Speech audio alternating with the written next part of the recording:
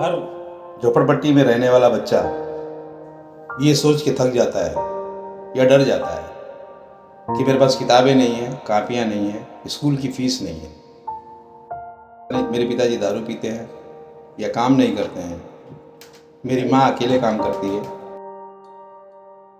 इसलिए इन सारी चीज़ों से बच्चा थक जाता है और मजबूरी में कोई ना कोई काम करने की कोशिश करता है। परिस्थितियाँ होती हैं, माहौल होता है, बच्चा मजबूर होता है और अक्सर देखा जाता है कि ये जो बेड़ियां हैं वो हमारी देश की 80% युवाओं के पैरों में पड़ी हुई हैं।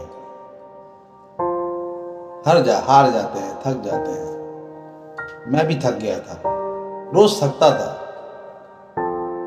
लेकिन जब रात में बैठ के सोचता था, अपनी माँ की तरफ देखता था, तो मुझे लगता था मेरी माँ तो नहीं थकी। उसने तो 10 ब्लाउज सिले सुबह से लेकर शाम तक, लोहे की मशीन पे पैर रख के सिलाई करती जा रही है, क्योंकि वो थकी नहीं है। उसके अंदर एक उम्मीद है कि मेरा बेटा कुछ पढ़ेगा और कुछ बनेगा, और वो उम्मीद को मैंने अपनी ताकत बनाया। हर माँ अपने बच्चे से देखती है, सिर्फ अगर हर बच्चा उस उम्मीद को अपनी ताकत बना ले तो गरीबी, झोपड़ी, गटर, म्यूनिसिपैलिटी स्कूल, किताबों की कमी, फीस की कमी, खाने की कमी, कपड़े की कमी, कोई भी बेड़ी किसी भी गरीब के बच्चे के पैर की बेड़ी नहीं बन सकती है और वो सफलताओं की बुलंदियों को छू सकता है, क्योंकि अगर उसकी माँ की एनर्जी उसके अंदर जाएगी तो वो 100% वो एनर्जी उस बच्चे को आसमान तक लेके जाएगी।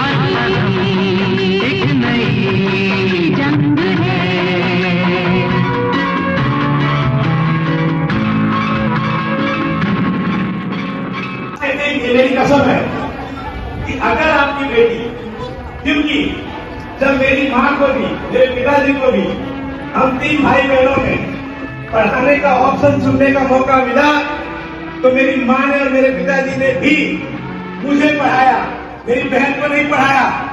इसीलिए वहां 10वीं फेल रही और मैं 11वीं किया। वो घटना दोबारा ना हो, वो मैं चाहता हूं फिर से ना हो, और जितने लोगों तक मैं जा सकूं उसे पूरा करना है। आपसे सिर्फ एक ही, आज मैं आपसे कभी कुछ नहीं मांगूंगा, कभी कुछ नहीं मांगूंगा। मुझे सिर्फ एक प्यारा शब्द, भैया भैया भैया। मेरे गाड़ी का नंबर है 5151, उस गाड़ी का नंबर का सारी गाड़ियां मेरी 5151 है।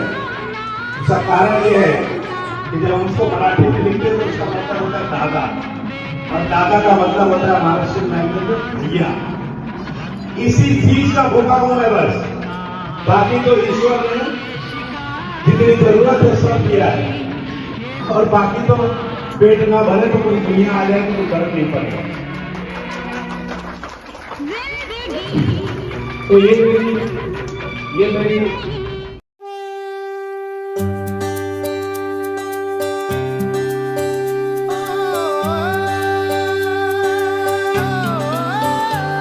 देखो आसमां में खिलकर सूरज निकल रहा है,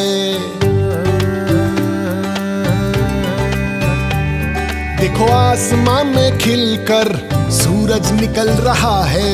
देश का परचम अब ऊंचा उड़ रहा है, बरसों का अंधेरा रोशन हो रहा है। जैसे हम लोग को आए फॉर्म भरवाए नंबर में, फिर बाद में बोले कि हम लोग आपको ऐसे देंगे बैग, तो हम लोग ने बोला ठीक है, हम लोग को ट्रॉफी मिलेगा।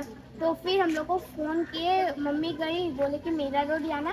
मीरा रोड पे कंपनी है बड़ा, तो वहाँ गए, मम्मी लोग को मोबाइल साइलेंट करा दिया। उसके बाद फिर बोले साइलेंट कराने के बाद मम्मी लोग को जैसे ऐसे कर ले ना, फिर बाद में उनको रिमूव करा दिया। उसके बाद बोले कि मतलब आप लोग को 3000 बनना पड़े। पापा बोले मेरे पास पैसा नहीं है, तो उनके साथ एक लड़की को भेजे घर पर आके बैठाकर। पापा ने पैसा दिया तो उन्हें एक सर्टिफिकेट दिया, उसमें बोला कि आपको बाद में पैसा नहीं। आसमां में खिलकर सूरज निकल रहा है, देश का परचम अब ऊंचा उड़ रहा है, बरसों का अंधेरा रोशन हो रहा है।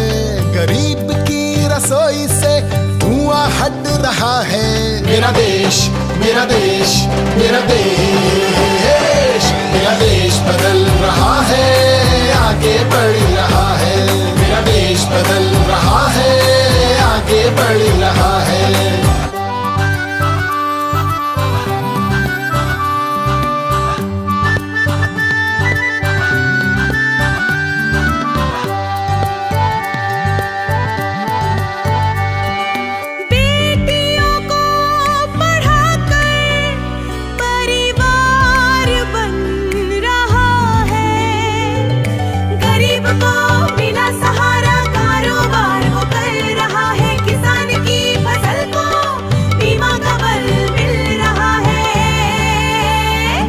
मेरा देश मेरा देश, मेरा देश बदल रहा है, आगे बढ़ रहा है। मेरा देश बदल रहा है, आगे बढ़ रहा है।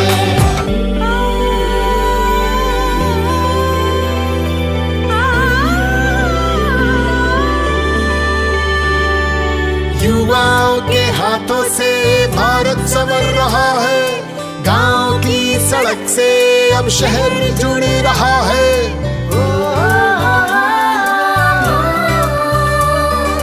बैंक अब सभी का खाता खोल रहा है, रेल का सफर अब मन को भा रहा है।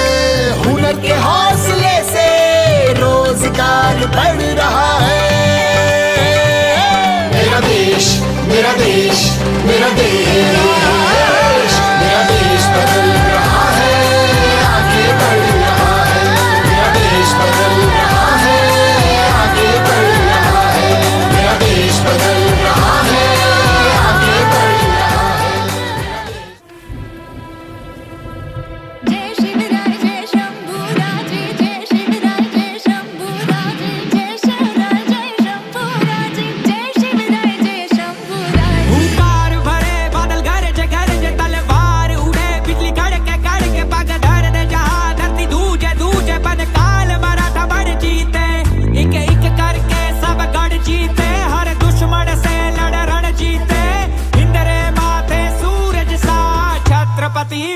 चमके, तेज तिलक तलवार शिवाजी हो